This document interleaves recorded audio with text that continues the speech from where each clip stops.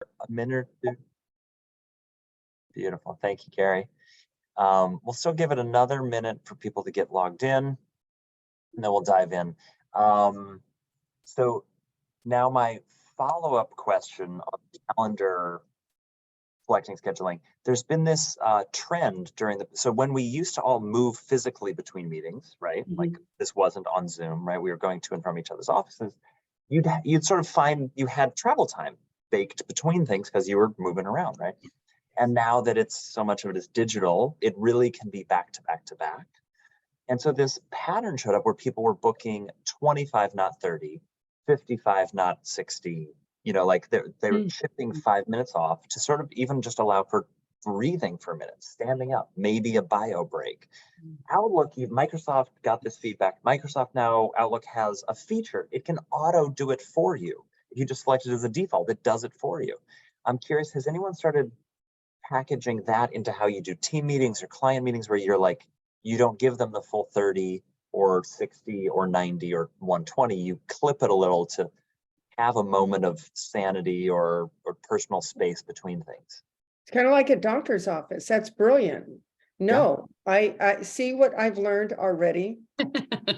1 minute in, 1 minute, 1 minute There we in. go. Do I have to pay you for this? This is Yeah. amazing. the Not at all. coaching It's built segments of the friendship call. all the time, and I love it. But Uh, but that is a good idea. Have it's you used it? yeah. So I've been doing it probably 4 months now. Mhm. Um, and it's that little extra minute or two, it helps. It just gives it's a minute to breathe. It actually means that like you can go, like I said, go use the bio break, like do your and it helps. And it helps set the expectation so that you're less likely to be like running over a minute or two into the next one. Because in the invite itself, it said that you're only giving them 25 or 55. And every meeting you can shave it by 5 minutes, right? Like you can always pull it down to that little bit. So And they do inevitably go long. But I do love this trend of shortening meetings because we really do fill the time. It's like our closets, right? We fill them. We have them, yep, we fill them. yep. So when you cut the time, it really does make everyone just so much more efficient.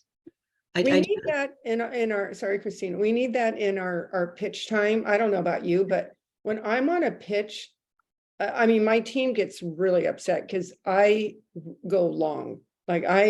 Because I end up, I don't have a presentation I don't have one of those set. I have no idea what I'm going to say when I get there, but in my head, I know what I'm going to say, but it depends on what their needs are and what the situation is. So I can't rehearse any of it. I don't know. But when I get in there, I end up finding them fascinating, and it goes far longer than it should. And I need a bell or something needs to like click and say, you have to get out now.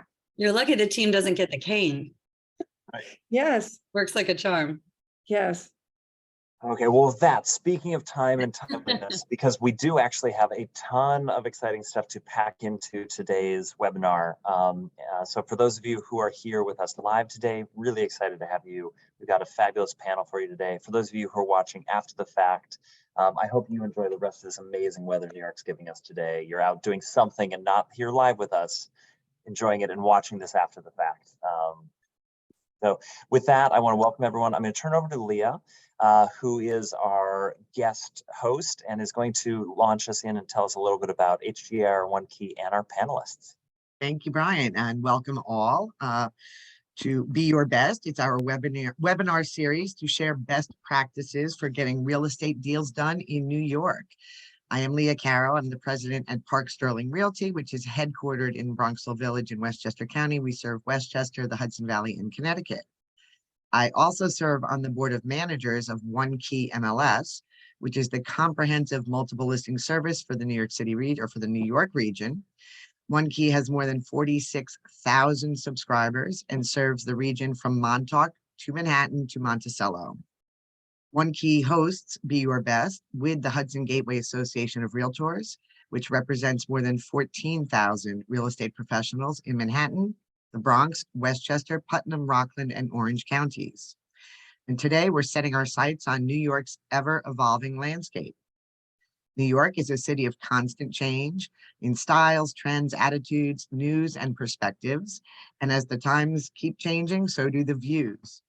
Today, we'll look at some of the changing streetscapes, skylines, and neighborhoods, talk about zoning, development, and air rights, and how these rules are reshaping New York's skyline.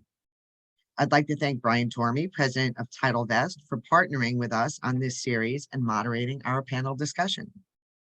Title Vest is a leading New York City-based title insurance agency and member of the First American family. Title Vest offers a full range of services for real estate property purchase and refinance transactions. Title Vest has offices in Manhattan and Westchester and engages in transactions upstate, downstate, and nationwide. Title Vest has won New York's Law Journal's Best Title Agency for the last 10 years. Now let's meet our panel. We're very pleased to have with us Vicki Barron, an associate broker with Compass, a top broker in New York City. Vicki is frequently quoted in major news and trade publications. Also joining us from Compass is associate broker Christina Prostano. Christina also is the founder and principal agent of the CP Global Team and Global Real Estate Collective at Compass. Vicki, Christina, thank you for being here. Now I'll turn it over to Brian. Sorry. Thank you, Leah, very much for that. A few quick housekeeping items. Questions are extraordinarily welcome from our audience. Today, you've got a Q&A function, depending on the device you're on. It'll be down at the bottom or top of your screen. It's two little chat bubbles hanging out on top of each other with Q&A under it. Please go put your questions in there. We fully encourage questions. We're talking about a lot of different parts of New York City area with our panel today, so feel free to put the questions in there. Also use the chat function, give shout outs, comments, things that aren't necessarily a question for the panelists in the chat function. Otherwise, voices will be muted today as we just try to keep the background noise to a minimum. Okay, with that, Leah, before we dive fully into our content with our panelists, every month we get the stats from OneKey and the HGAR team. So give us some of the updated stats and market moves.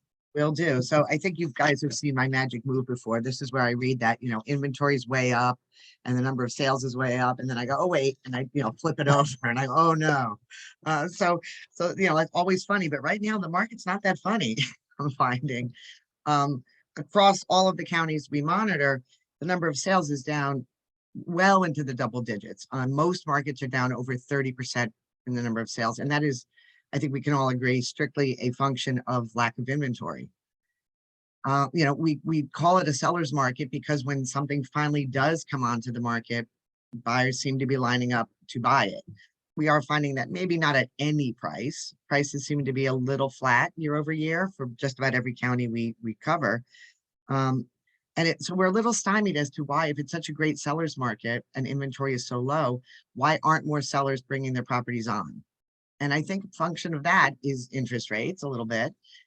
If you're not in a must move situation and you're sitting with a 2.5 or 3% interest rate, I think some of our folks are saying, well, why would I move and take on something maybe 5.5 if they're in good shape or higher? And I get that, particularly coupled with, some of the other inflationary prices we're seeing, although that seems to be leveling off a bit. So, I tell everybody, sell your house. Now's the time. Really, number of sales is down over 30% in every market. Some markets are seeing it even further. Inventory is down. Median sale price mostly flat across all the markets. I don't want to dig too deep into the numbers themselves because really anything you guys can imagine, happening, you're working it and living it every day. So number of sales is down because inventory is so darn low. And we're seeing that throughout the Hudson Valley, across the Bronx and into Manhattan. Yeah. Okay, well, let's talk about development because maybe some of the things we're going to talk about today are going to turn into where some of the newest new development is going to be happening. Because our panel, I had so much fun learning from Christina and Vicki as we talked through and reflected on some of these patterns. And it felt like this conversation preparing for today where all of these things became clear in hindsight that also gave me a lot more clarity looking forward. Where I was like, oh wait, yeah, that did beget that. And so Christina, and Vicki, thank you for being here. Really excited to dive into things. Let's talk first about this topic of public space and the development of it. And each of you had some really interesting examples that I think for our audience here today can help them think about how the use of public space and the development of public space is a precursor that helps lead to further development and redevelopment of different sectors. So I'm going to open it up. You know, Vicki, you've got some interesting insights on our, let's see, Gary, you may need to, there you go. You've had some interesting insights on Hudson Yards and sort of that side of things. Share with us what you've been seeing in the market over past years, and then we'll turn a little bit into like, what does that bode for the future? Well, if we go back in history, I can remember, I think it was at a seminar at REBNY when it was first introduced, the concept was introduced, and many of us, like Scooby-Doo, scratched our head like, what? This makes zero sense.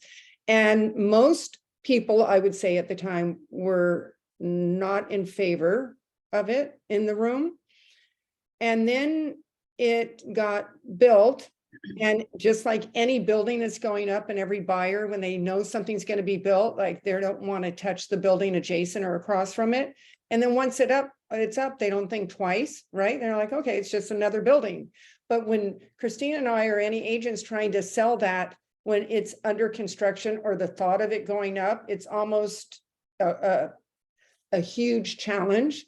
And so once Hudson Yards kind of got underway and people started seeing what they were doing, then there was a level of aha, and it was really executed well as far as on many levels, whether it's someone's aesthetic taste. It's just you had to applaud them because, and I think I did in some publication, and then I got a few hate emails from some of my clients saying, how could you support them? That's it's, you know, and they were old New Yorkers who just felt offended that, you know, the new kid on the block, so to speak, was not what they were used to. They did not feel that it really represented New York. They felt like it was a city within a city, and it was so commercial. I mean, I heard all kinds of comments. So then I had to backtrack and say,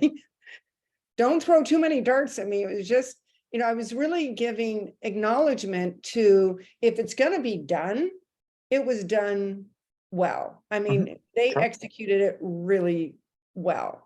So then it comes down to taste and interest. If that's your cup of tea, you like it, you don't like it. I mean, there are some people that buy there and move there because it is a city within a city, and you don't have to That's leave. what they wanted. Yeah. I mean, you can get anything you need within those blocks. And, you know, and that really got developed after the High Line, right? The High Line came first, and then Hudson Yards kind of followed. And we can remember when, you know, no one went to the West Side. The West Side, well, I mean, except up in the 70s, Trump went to the West Side. He built that stuff. But that, you know, downtown, going to the West Side, you didn't go to the West Side unless at the time you're maybe going to buy drugs or something. I mean, I don't think. Yeah. No one was going to the West Side. Well, it No one was. did. Yeah, I actually remember I lived in Chelsea at the time, and I would sneak up onto the rail tracks early on Saturday mornings. And I loved photography, and I would go take photographs up there when it was this like overgrown, definitely dangerous, not a smart move on my part. I hope the statute of limitations is expired. I won't be arrested for this. Yes. But it was that whole neighborhood was like that Chelsea, where the High Line sits, and yet and this is part of, Vicki, you just touched on it. The High Line really came first, and then that created the like, oh, wait, and now other development, and you're right, the kind of development maybe is some people's cup of tea versus another's. But the public space development really helped lead that charge into be like, oh, this is really beautiful. Christina, we had so many examples. Which you give us one, you pick another example. I mean, I find it absolutely amazing that we live on an island and even in the boroughs, you know, certainly very much surrounded by water, and the waterfront was a place you avoided. I mean, the fact that it took this long to make the waterfront a focal point in New York, and you can only imagine that's because the subways were more interior, you know, it's just much more difficult to reach those those locations, which we'll talk about, I'm sure, later, but the advent of the ferry and all these other ways of getting around.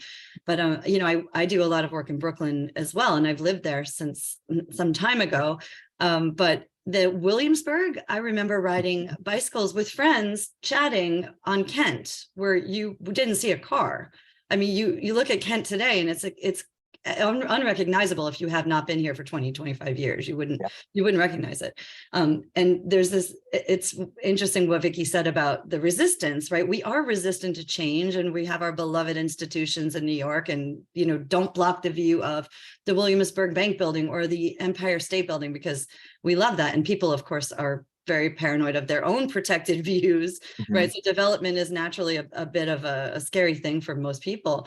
But the waterfront in Williamsburg, I mean, that is a tremendous project.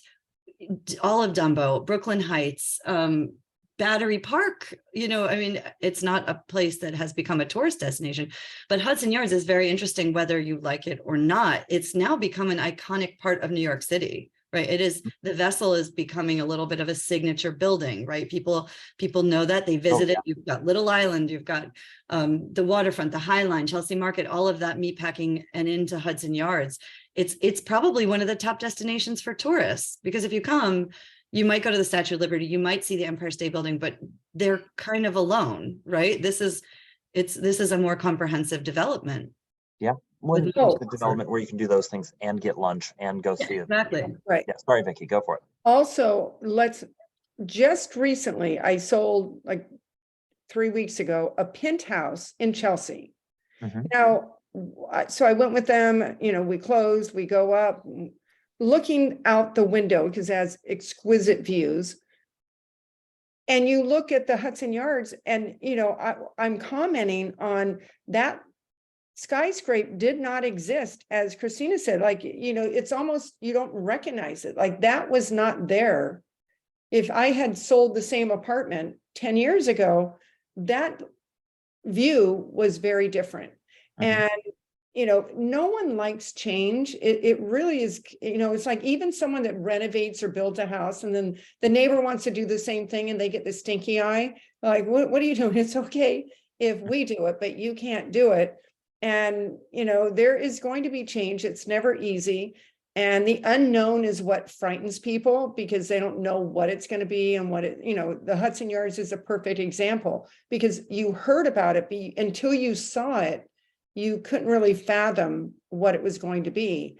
And, you know, Billionaires Row is another one. Like, you know, it starts happening, and, you know, that's developers. The developers have the vision, and, you know, they're the people really making these changes, whether it's, you know, public spaces or buildings or commercial buildings. It's the developers and someone with a vision. And then, of course, you have all the bureaucracy trying to get it all approved, and the loopholes and all that stuff that we will talk about. I'm sure It does seem that the public space has become a more integral part of the development. It's almost expected now. I mean, you wouldn't see a large development without that dedication to public space the way you would. And I mean, it's nice because people can enjoy it. I mean, the Domino Sugar Factory, for example, project. I mean, there are endless ones, but Little Island, but all these things that are built with the public and the community in mind. And it helps the neighborhood. It actually helps just make living there desirable, because, you know, if there wasn't something there to attract you, you've now built this. And I mean, it goes all the way down to Tribeca. I mean, that those parks, and they're used, people use them. They're using the bike path. They're using the walking path. I mean, it's an integral part of life. And it used to be just Central Park, right? We've now opened up so much more space for people, and in Brooklyn Prospect Park, you know, from now people can really enjoy. And I think with COVID also, we definitely have a return to wanting to be in nature. And this is as close as we're going to get here, people, you know, maybe the rooftop or the parks, that's what we have. So I had someone from Brazil fly in, and in that location you're talking about, down, you know, where all the parks are going towards Tribeca.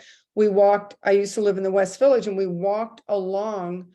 And when he got down in the Tribeca area, he looked and he said, this is the best place in the world. Like, I should put him on an infomercial. He was like, it's so so excited. He just felt that it was stunning, and it was really interesting to hear someone's view that's not from New York, just visiting, Mhm. and how it took his breath away. He thought it was remarkable. And so many people, as you mentioned, Christina, really were utilizing it. And you saw the boats. I mean, you almost didn't realize you were in New York City. You felt like you were somewhere else. Well, and that's like there are some other areas we were chatting about, the promenade helping create Brooklyn Heights, which I mean, it's far enough back that we sort of were like, oh, that's been there forever. But really, like it did help create a neighborhood and things like as we sort of touched on the Manhattan Bridge Park, helping really create and drive the development of Dumbo. Christina, you mentioned the Williamsburg waterfront, the High Line, West Side Highway, and that park that then has become this bike path that now stretches forever. And like there's I don't know, there probably aren't a lot of very long distance bicyclists on this webinar today, but you can now bike from Battery Park City. Yes. It is now connected so far up that, and there's still a few sections where like you can't do road bikes, but you can go for hundreds of miles from getting on at Battery Park City. Like it does make it more appealing. Let's Yes. turn, speaking of sort of bikes, let's turn to a different kind of transportation, a different kind of infrastructure that tends to lead development and influence where we see development happen. And maybe there's some conclusions, especially with this, that we can start to draw around what might be next. So let's talk about transportation, right? And Christina, you mentioned, and Vicki, you sort of spoke to like the train system, the subway system, having an influence, right? And things like, where the different major terminals get redeveloped, Fulton, Atlantic Terminal, now Moynihan Station. And I'm curious of some of your projections, because there's been a lot of transportation reconfiguration recently, a lot. And so let's, go around and talk about the water taxi system and the Second Avenue extension and its influence on the east side of Manhattan and the west side of the boroughs. Like, Vicki, I'm going to turn to you first. What are some commentary and thoughts and perspective you have on what's happening with that side of it? Well, I think I'm going to start first with the Second Street subway, because I sold a townhouse just not long ago in Harlem, and I went yesterday and maybe getting 2 more townhouse listings. And I'm curious, the people that were coming to look at these, I almost feel as though they're those people I meet that have foresight and like what's going to happen, right? You have that brain that says, wait, the people that bought in the meatpacking district 15, 20 years ago. Mm-hmm. And with the Second Street subway, I mean, look, I just read, what was it? They're trying to take over 9 different properties and eventually 18 different properties to get that Second Street to go from, I think, 96 to 116th Street. So then I wondered, are these buyers who are pretty prominent buyers and paying, we're talking $6-7 million. It's like they could be buying somewhere else, but they're choosing that location. And one of the individuals talked about the Second Street subway, because if they commute, if that continues, I think they're feeling that it's going to impact the value in the neighborhood. Mm-hmm.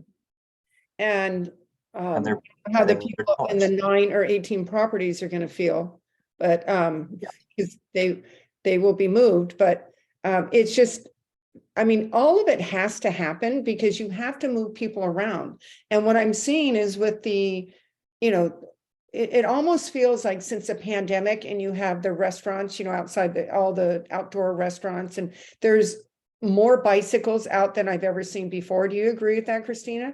It's like, Definitely. I mean, yes, people, and they want to be outside. I mean, sadly, there are more cars also, which is more of a problem. But I totally agree with you, Vicki. And the exterior of the subway, right? The 7 train to Hudson Yards, the Second Avenue extension, without those, city blocks are short, but avenue blocks are really long. If you have to walk from 8th Avenue to 11th Avenue, that's not a convenient, quick commute, right? So Hudson Yards couldn't exist without the extra stop. Look at I think a great example of how people go where the subway goes, definitely, Vicky, like you mentioned, foresight. It's also speculative, right? It's speculation. You know that the property value is going to increase. I'm sure, I don't know what the statistics say, but I'm sure the price of apartments along 2nd Avenue, 1st Avenue increased. I know people were buying there intentionally because they knew the subway was coming. But if you look at Brooklyn's a great example too. The L train, you know, it was one stop, right? People want to be at Bedford. Then it was, you know, Lorimer. Then it was, and as Williamsburg and East Williamsburg and Bushwick, which is geographically very far from the middle of Manhattan, you know, it's followed the L. It's literally followed the train, right? And there are parts of Bed-Stuy which are very far from a subway, you know, either the A or the C at the bottom, or the JM. You know, it's almost easier in some ways to be way out where you're almost on the Queens border because you have the JM and Z trains there. So there are large chunks with no subway service whatsoever, unless you're going to walk 20 blocks. You know, that's not that convenient. So I think it's been absolutely integral in the development of the neighborhoods and gentrification, for good or for bad, right? Yeah. I want to ask, do you, of the things that are new-ish, right? So the new Moynihan Station, the LIRR now coming into Grand Central, the bikes and sort of mini parks and these, this is less new, but it's continuing to evolve, the sort of closing of sections of roadway in both Manhattan and other boroughs to automobile traffic and creating these little sort of mini parks slash bike lanes. Any projections or commentary on where you're seeing some of those things influence some, like, maybe future developing neighborhoods or other influences even within a pocket neighborhood? Does one of those mini parks on your mid-block kind of section help make a section of, you know, the garment district all of a sudden a little bit more appealing because you've got Broadway isn't quite the same thing it used to be? Perhaps. I think that one is, you've got your pros and your cons with it. You want the outdoor space. I do think that there is a challenge in the city right now. Maybe Christina, you pointed to it with, there seem to be more cars. And I've thought about that. There may be more cars because there are more people that learn to work remotely and they're driving in now versus when they lived here, their car was either parked or they did not have one. So that may be contributing to it. And then with we still have more, not all as many, but still outdoor dining in our streets. And it seems like there are less parking available. And it's becoming, so that is becoming, and if you are not getting on a train and you're getting in a Uber or a car and trying to get to an appointment, as we started our meeting, you could very well be late because you cannot predict what's going to happen. And then the cars, especially if a client is driving in from Connecticut to look in Manhattan and they're not familiar with those now streets that are blocked off, they're in a bad mood when they show up. They are not happy. The traffic is absolutely horrendous. It is bad. I mean, I still fantasize about the days during the pandemic when I could do my Brooklyn listings, drive over the Brooklyn Bridge, nobody's around. It was like a surreal post-apocalyptic fantasy because you could actually drive and park your car. Yeah. But, you know, yesterday I had gone to the real estate expo in Queens at Citi Field, and Waze and Google both sent me into Harlem to get back to Brooklyn, which I was an hour and 40 minutes in the car. And, you know, just streets that were, everyone's double parking, you know, there's just too much volume of cars, which I think is really interesting that they've managed to do those closures, that you can still actually make it happen. I mean, the congestion pricing, I used to live in London, it didn't really fly here. Nobody wanted that. But you are almost trying to dissuade people from coming in. The fact that you cannot park a car in most of the city because of commercial zoning on the you don't really want to take your car into the city, right? I mean, it does not incline you to do that. But look at 14th Street with the bus lane, right? They managed to do it, and you would think, oh, how can you close 14th Street? It's impossible. How can you do that? But they did it. And you know, the pedestrian plazas during the pandemic, some of them are still happening in different places. it's a really nice thing for pedestrians. Maybe it makes you leave your car home, right? Maybe we need more of it, not less of it. I don't know, but What this is making me think of though, is in our lifetime, and it goes back to what we spoke about the first 5 minutes, is people are not comfortable with change. So they don't like change. They can't even fathom when you bring up an idea of something like closing 14th Street. But at the end of the day, once it's done, it's done. And you don't, someone moving here today wouldn't know that you used to be able to drive down 14th Street, and they just accept it. And, so some of these things we're talking about, and that's where it comes to, I have fun trying to think, what is this all going to look like 5 years from now and 10 years from now? And I will dive in a little bit later on my thoughts. It could be frightening, but it could be interesting as well, because it's happening whether we like it or not. And now, and then the question is, and well, now what? And how do you plan for what you believe could be happening? And I think it's wise to read and be aware of what's going to be happening, to make decisions, and your clients are making decisions accordingly. Because whether you agree with it or not, there's a good chance some of this stuff will continue and happen. And it could be for the better, it could not, but it probably will be happening. Yeah. Well, let's use If I may, Brian, just go. think you make a good point about looking down the road 5 or 10 years. And I think one of the major changes we will be seeing in the city is when combustion engines are no longer being produced and we have an all-electric vehicle fleet. And let's face it, street parking is not conducive to electric vehicles. We can't install a charging station at every spot. So I think that will be a real change to the landscape of what it looks like for transportation, mass transportation, and car ownership in the city. Yeah. Agree, Leah. Excellent point. It is, what is that going to look like? And I had one client in here recently saying, oh, it feels like it's going to be, they're trying to do away with all the cars, and it'll just be walking and it's you transport on a bike or on a subway, or you're walking, and might not be that bad. Right. Yeah, it may not be small that area. It's a small city. We're not that big. Yes. We had another panel, and I don't remember exactly the name of the panelist that brought this up, but the sort of dedicated bike lanes that we've got. His prediction at the time, it was last fall, and I'm sorry, I can't remember which panelist it was. He commented on how the self-driving cars that we're all hearing about in the news, right, and exploring in other markets. He said one of the things that's coming is sort of self-driving delivery vehicles. We've all seen the rise here in the city, both Manhattan and the boroughs, and some other markets, of the sort of, instead of a big delivery truck, you sort of got someone with like a cart with like all these crates on it, right? Sort of like going up and down and making deliveries all throughout.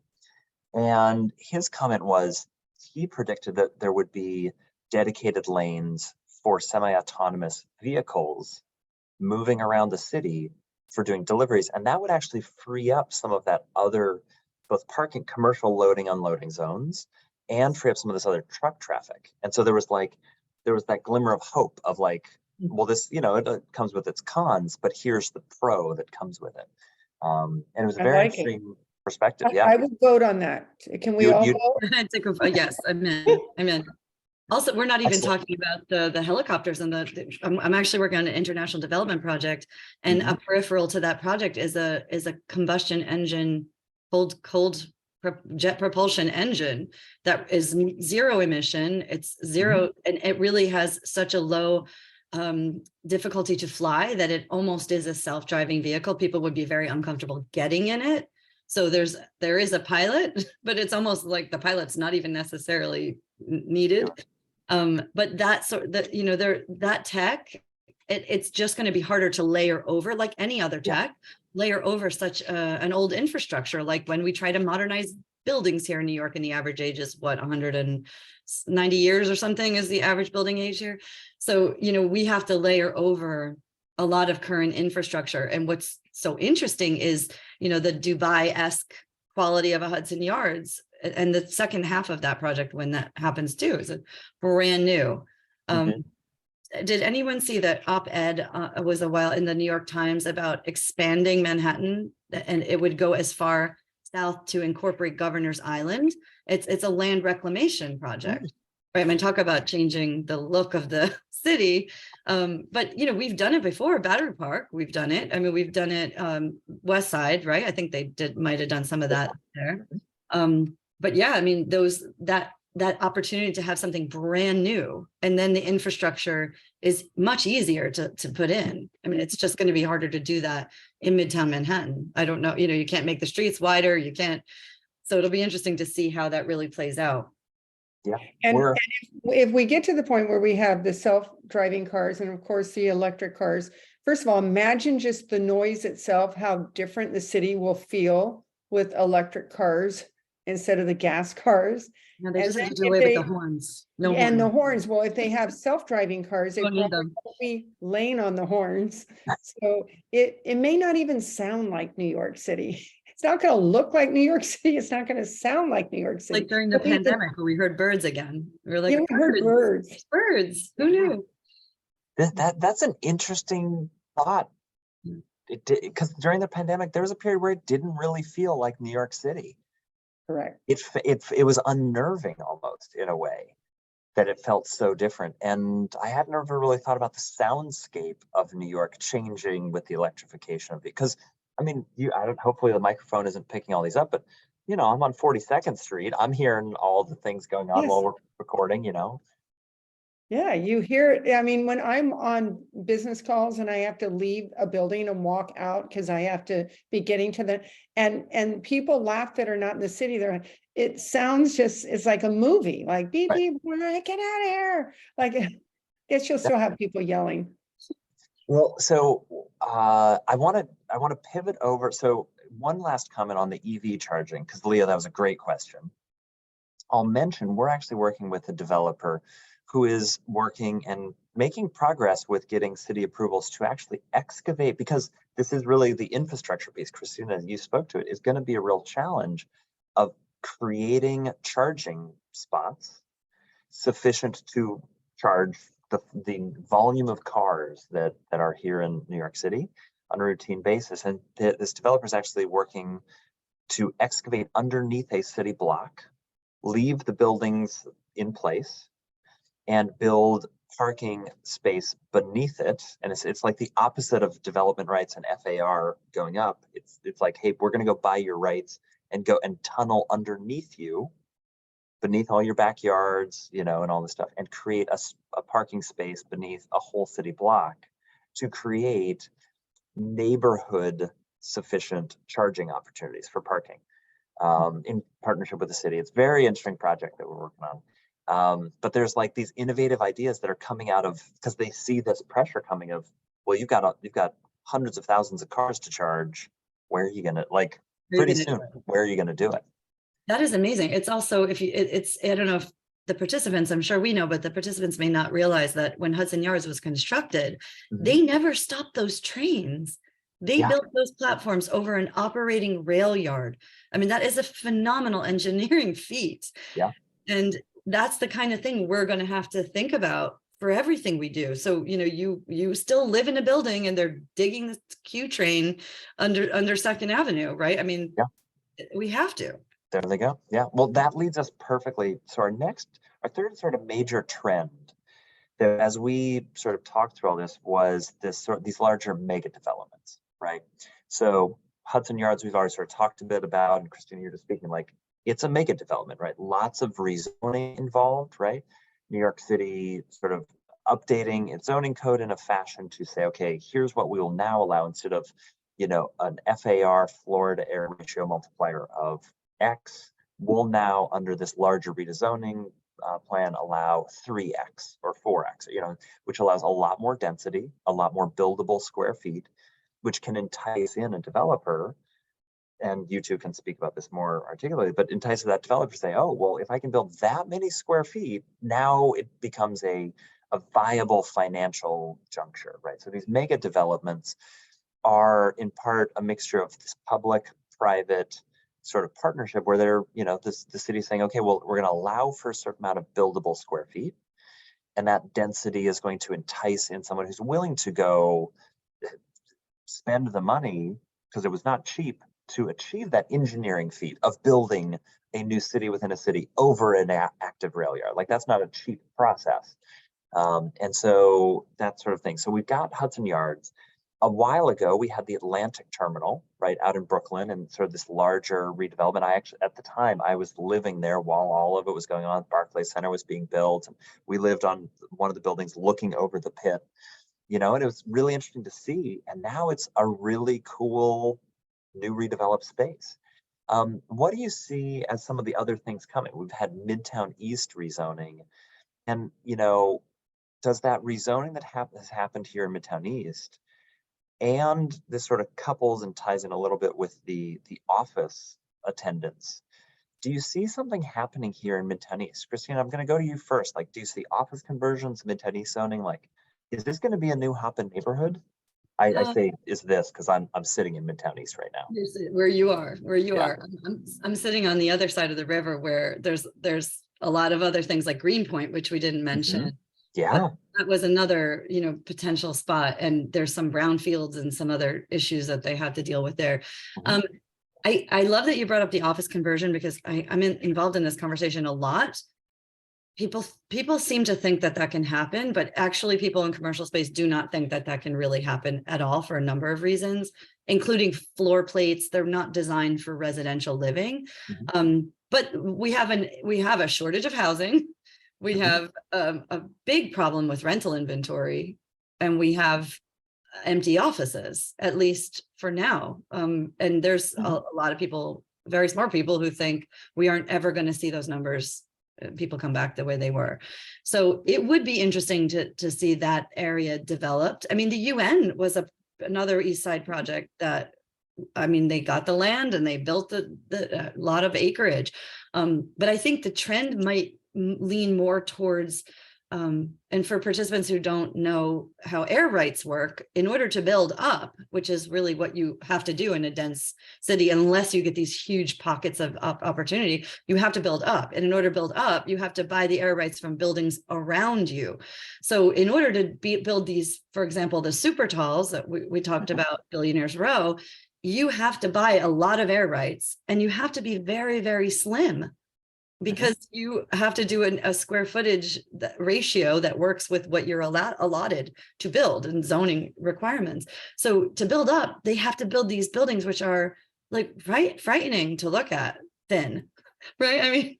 I saw a drawing once where they showed the Empire State Building, and then they showed, like 432 Park and a couple of 111 maybe inside, and you drive on the BQE if you're in Queens or on anywhere on the BQE, and you look over, and it was shocking to me after the pandemic, because I just didn't pay attention from afar to what the skyline looked like now, but it is really outrageous. Like, you can see these buildings from Brooklyn, Queens, all over, and it looks very, very different, but they're very narrow.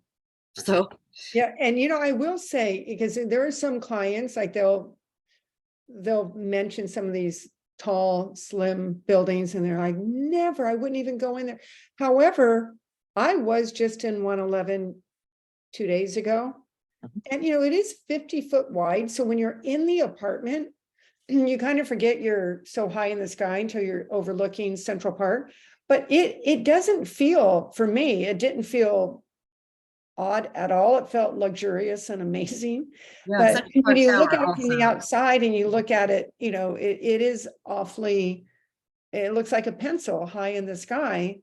But let's talk about all the loopholes, how they go around, and look at how many buildings have, we've gone and had some trouble, and the whistle's been blown on them. But, for some of the participants on the call, like,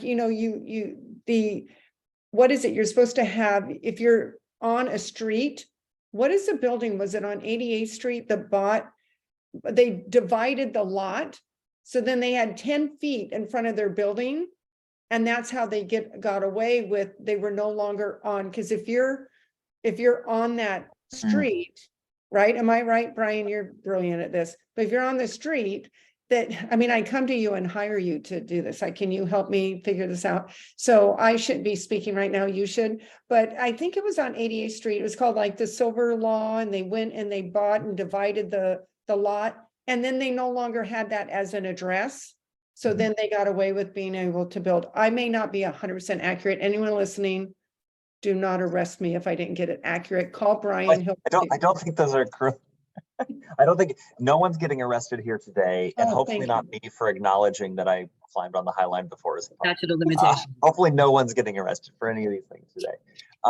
Vicky, you bring up a great point. So let's, for our audience today, both live and later, let's just break down development rights for a quick second. Yes. So development rights for every parcel in New York City, you've got a certain lot size, the zoning lot, which sometimes is different than the tax lot, but for the most part is the same size as the tax lot. So let's say it's 50 feet by 100 feet, right? So 50 feet wide, 100 feet deep parcel. So there's 5,000 square feet there in that parcel. And then depending on the zoning in that area, and sometimes any one zoning lot or tax parcel can have more, can sit, interestingly, in more than one zoning district. So we definitely have properties that when we're doing our sightline analysis, which is what Vicky's referring to, we'll find that that parcel is actually sitting in 1, 2, 3, we've even seen 4 and 5 different zoning districts, which means that you have to apply the zoning code from each district to the proportionate share of that parcel. And like, it gets really complicated. This is why some of the very simplistic math versions out there, like on propertyshark.com and some of these other things where it's like, oh, here's how many development rights are available on this parcel. They don't take into account many of the true nuances, and they accidentally come to incorrect conclusions. So just buyer beware of information on some sites that like use a very simplistic analysis. It can be missing things. So anyway, so you take that 5,000 square foot base parcel, and let's say you have the zoning is, you know, an R6, and you have an FAR multiplier of 4. So that's 5,000 square feet multiplied by 4. If you're going to use it for that residential purpose, means that you can build 20,000 square feet, 5,000 multiplied by the multiplier of 4, 20,000 square feet.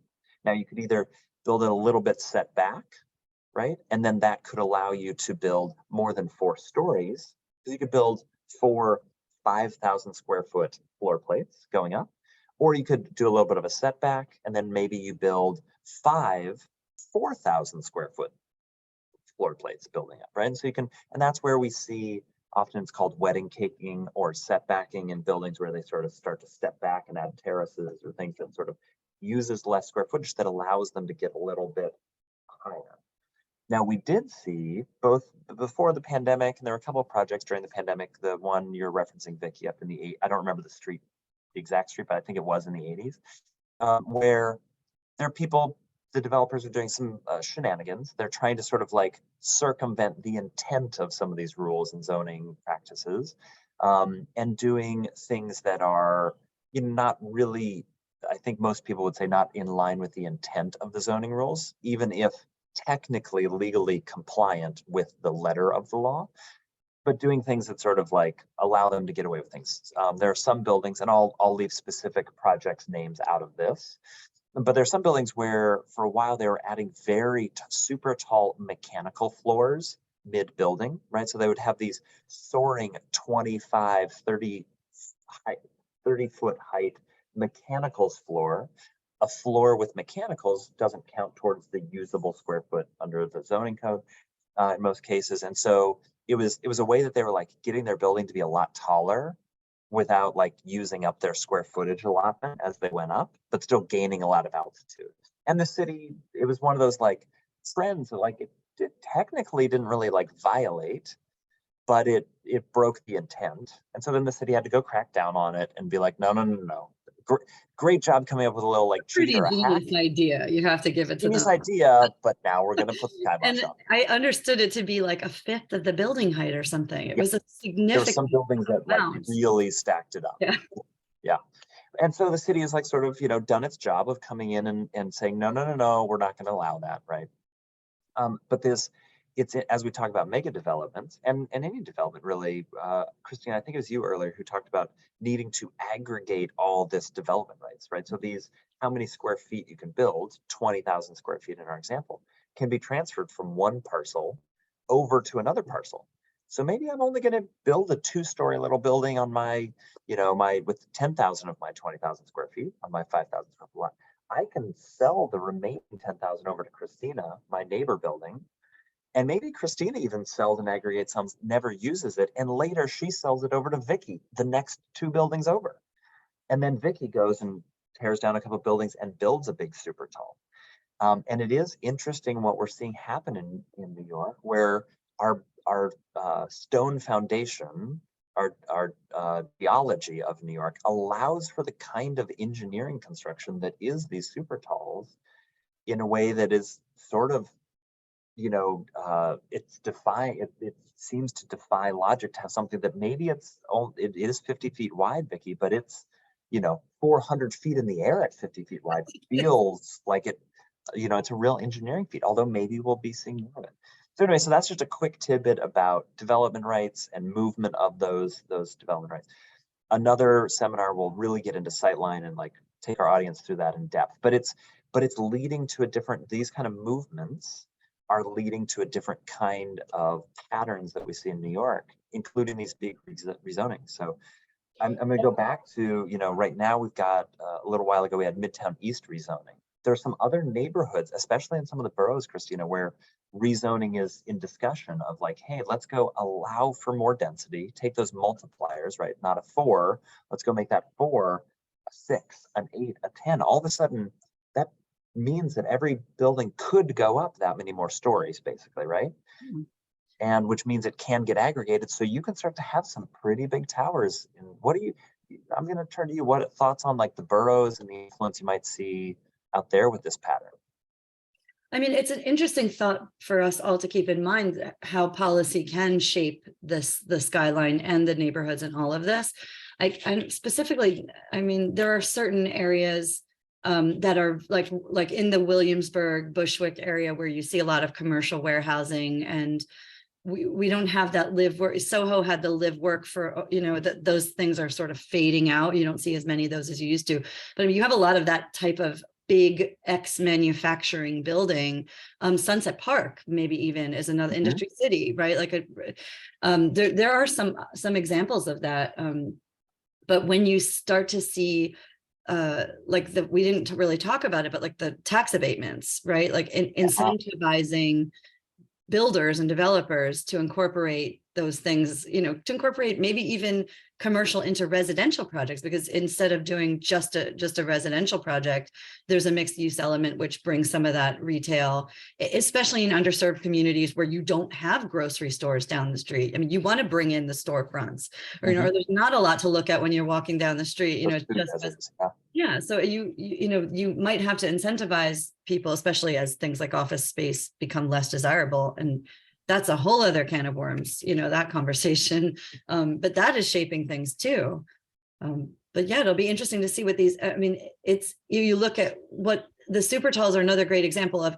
You're supposed to build, you have to build to be able to afford the project, right? When you're building a building that tall, what kind of product are you going to produce? You're going to produce a very, very expensive product.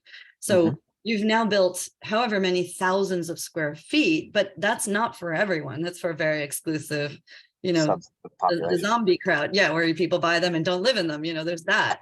So is that what we're calling them now? The zombie crowd? The zombies, yeah, the zombies. They're the ones that they're there. Don't put it on the brochure though. Yeah, exactly. Not on the brochure. I suppose that any of the zoning changes or these tax incentives will spur builders to include affordable housing in any of their projects? I think they're going to demand it. I think some of, look, the governor's trying to change some of the density and limitations and expand but they want affordable housing. Can we jump for 1 second back to or dive a little deeper into the whole commercial building aspect? Because here's what, I wouldn't say it keeps me up at night, but I do think about it. So let's just think, here's my question, especially Christina, what you're thinking about this. is if the offices, I think most of us on this call and most of us participating today, and most people I talk to agree that most individuals are not wanting to go back to the office 5 days a week. And there are some that are demanding it. I've heard of that. There are some companies and owners saying you must. But if it's not a must and they don't, and then any business owner is going to say, look, if we have proven that people can work abroad or elsewhere, and we're getting the production and we're saving X number of dollars on that rent roll, the lease is coming up, we're just not renewing, and we'll let them work from abroad. So then the question comes, so many people, I think, moved to New York because of the jobs. I mean, could you imagine if Wall Street didn't have to go there, like they were working from all the people that go there? So you start looking at these industries where the people don't have to fill up those office spaces, especially in Midtown. And then Christina, to your point, if they don't really welcome to become the floor plates to be residential, maybe they should make them into parking where everyone charges their cars. Exactly. How about that That's idea? a great idea. Like a Big multi-layered. parking garage, yeah, just charge your car, come here. But there must, so then my question comes, all right, so it's expensive to live in the city, and what's going to be built is not inexpensive, and the land is still expensive. So a developer is going to develop it, but they're going to need to charge for it. So then, unless it's the people on Billionaires Row, where some of them are mad at their money, so they're just going to park it all over the place, and they'll visit it twice a year. But then what about the retail spaces? Like, if there's less people actually living there, they may buy them, but they're only visiting a few times a year. Then if I owned an expensive dress shop, who's there buying all my dresses? And what about the look at, like, I won't mention names, but little restaurants on Park Avenue I used to go to all the time. Every business person from the office went there. Like, the line is not long now, because I think the people aren't in the offices to go to that. Hit it, 100% hit it, because it's an ecosystem. And this is where, like, if you go to parts of Brooklyn, it feels the same as it always did. But Midtown Manhattan, which was already tough after hours, right? Midtown Manhattan's it's a working district, it's a business district. Now what's happened with so few people in the offices, the dry cleaner is failing, the restaurant is failing, all of the local businesses. So the entire ecosystem is impacted by this. And it's also, don't forget, the people who own the space that is now empty or can't be leased, or the price per square foot of the lease is much, much, much lower. They're beholden to a bank. It's a chain of events. It's not one thing. So being in the office is actually great for the city. Is it great for us personally, now that we know what life is like? Remains to be seen. I mean, some massive company, right? Jamie Dimon is asking his employees to come back 5 days, I think. Yes. And maybe it's 3 days, but 3 days, there are businesses in Midtown Manhattan that are struggling to survive. We're struggling to survive on 5 days of business. So what happens if it's 3 days? Is that enough? So I think, to your point, it's a big ecosystem, and messing with one element is very problematic. It's a domino. It's a domino effect for sure. And then it comes back to residential, because then I think if we're going to build all these places and people don't have the jobs, okay, and let's say affordable housing, if they're working somewhere, if there are people that have the jobs, and those jobs go away, I mean, you need all of it for it to work. I think it's going to be, I don't know. I think maybe people could, maybe people, because, and maybe in part because they do work from home, want the vibe of the city. They want the other things, and the job isn't necessary for them to stay in the city as an incentive, but they want the culture and the life and the restaurants and the proximity and the density and all those other things. So who are we selling these expensive apartments to? But this is the other big problem, I think, that we have to face, is that there are a lot of empty apartments because of the rent laws. because it's easier in many cases. And I'm not Yes. saying whatever, but the stabilization, like the rent laws have made it in many cases much more difficult and have disincentivized landlords to fix up an apartment, to bring people in. It's cheaper to leave it rotting empty. And I don't know what the number is, but it's a more significant amount than you would think. 40,000 Yeah. about is the estimate. Okay. But we're working hard to get a rent reset passed. Right, because Yeah, we need which it. will And help this is that why, along. you know, Oh, you yeah. need the lobby days and you need the activism from the industry. Because I mean, I look at the rent laws from 2019. One of the requirements was you can only put 1 month down, right? You could only, Mhm. and that was meant to not, it was meant to make it more affordable for people. But what used to happen when people couldn't afford, didn't have a great credit score, they used to be able to bargain and say, hey, listen, I'll pay you 3 months of rent up front. And I don't have the credit score and I don't have the work history or whatever. And as a landlord, you'd say, okay, well, I have 3 months rent and it's okay. They've actually lost that opportunity. So it's hurt them. So I think, they're all well-intentioned laws, but these are, and the retail is the same problem, right? It's a bigger incentive for someone to leave a storefront empty than it is to fill it with a creative, a new restaurant, a pop-up, a designer. I mean, we're going to lose our city if we're not careful about over-regulating. And you mentioned it, Brian, 4 zones for one building, like for real. I mean, we don't want everyone to go to Florida. We don't want Right. that. Like, we still Well, want to, I'm gonna, 78,000 people did in 2021. we have to That's be a big careful number. for this, I'm we gonna- all I'm have to gonna- be aware of it. pull us in because this has been awesome, but we're at time. So I'm gonna oh yeah, okay, Gary, that's fine. You can put up the our slide with people's contact information. I just want to say a huge shout out and thanks to both Vicky, Christina, and Leah for being here. Like, clearly we were having a good time, and I think sharing and learning and talking about some really interesting parts moving around and their influence. I'm gonna go back to one closing question for each of you, Christina and Vicky. Same question. If you have to pick one based on these things, transportation, zoning, mega developments, city parks, these kind of things happening around our city, and office vacation, vacating offices. What's one thing that if we check back in 2, 3, 5 years, you think that we'll be like, oh, look at that. This is going to happen. A little bit of a prognostication from you. What's one thing that you think is going to be happening more? Christina, is it something like Well, the realtor where hat people are I'm going to be wearing. selling and moving to? Right, The where's realtor hat is football? saying, please, people buy in Midtown Manhattan, because the opportunity to buy there right now is phenomenal. And I would love to be able to say, we really brought back that part of the city. I mean, that would be something I would love to see.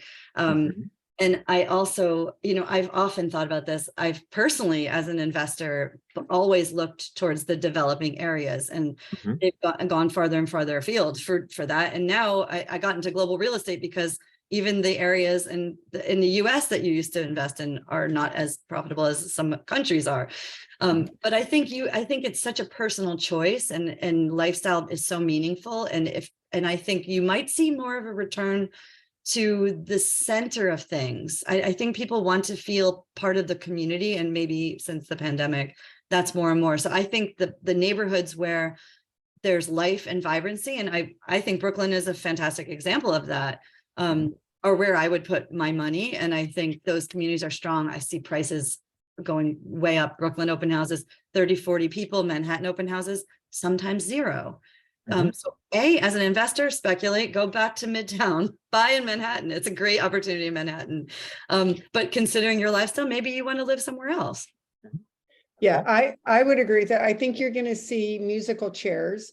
People will opt to, I think there may even be some people that, even though they love Brooklyn, will see the opportunity. It used to be you went to Brooklyn for the value, because you got more for your money. Yep. And then people just went because they wanted to be there. But I think some of those people will see what Christina's talking about, that there are opportunities and value. And even with the high interest rate, it is true if you currently have a mortgage at 2.5%, but if you're renting, in my opinion, and you're not leaving the city anytime soon, now is the time to buy, because when those rates come down, you can always refinance. And if they never come down, what are you gonna rent the rest of your life? So either Especially in way, an inflated you have to rental kind of market. get over that. Yeah. And the discount on the prices kind of outweigh the higher interest rates. So people by nature have fear and they don't want to step forward, but if they have the money and they're renting, now is the time they should be looking at options because there are opportunities out there. Yeah. So I think we heard it here. Manhattan is the new Brooklyn, which was the new Manhattan, right? Okay. Excellent. I look forward to like seeing how this goes and Follow that logic, yeah. follow that logic and check back in on this. Again, Vicki, Christina, thank you for being here. Thank you, We Brian. had a Thank great you, time. Leah. Leah, thank you. Thank you, Leah. Thank so you, much. Brian. You guys have been fantastic. Yeah, And great. Brian, I really do think sooner than later, if you could do a whole seminar on your Yeah. knowledge of Development rights. figuring that out, because it comes up all the time and a Yeah. lot of agents are not at all familiar with it and it would be helpful for them. We'll put Absolutely. it on the docket. Thank you. Awesome. Thank you Thanks, so everybody. much. Thank you for Have a having great us. day. Thank you. Bye.